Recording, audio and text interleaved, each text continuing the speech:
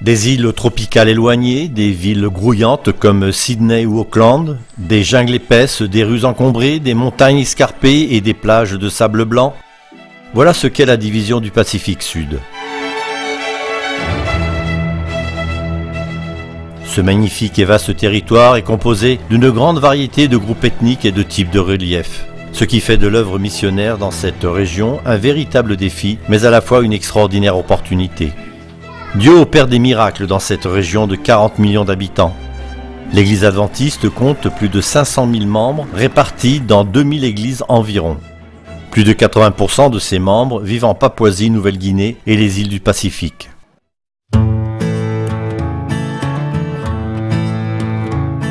À Goroka, en Papouasie-Nouvelle-Guinée ou PNG, l'œuvre missionnaire adventiste est une des plus importantes au monde.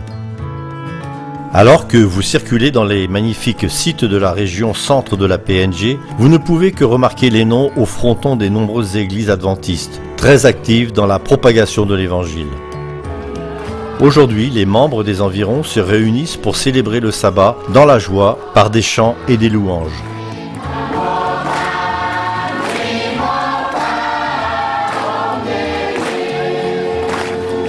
La musique tient une place très importante dans le culte. Plusieurs groupes musicaux chantent afin de préparer les esprits à l'écoute de la parole de Dieu.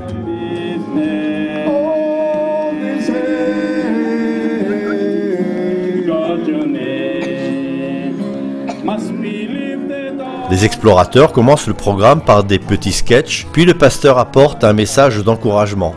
En effet, en tant que chrétiens, les membres doivent faire face à de nombreuses difficultés. Les croyances tribales, les superstitions, l'isolement géographique et la barrière de la langue.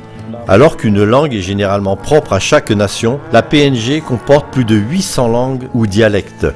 Pour ceux qui désirent proclamer l'évangile dans cette région, c'est une véritable tour de Babel. À la fin du service, les membres forment des groupes pendant que d'autres extraient la nourriture de fours creusés dans le sol. Ce four s'appelle un moumou. Façon traditionnelle de préparer la nourriture en PNG.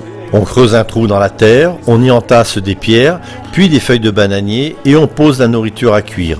On recouvre de terre les récipients contenant la nourriture et elle cuit toute la nuit. Quand elle est prête, tous l'apprécient et vivent un moment très convivial.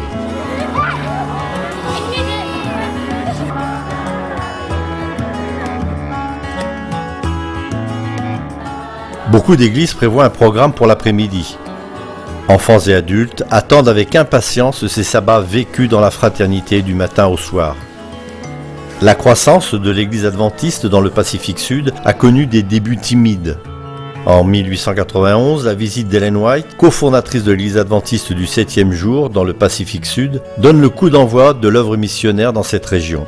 Dans le foyer qu'elle nomma Sunnyside, à Corambong en Australie, elle remplit le double ministère de missionnaire et d'écrivain.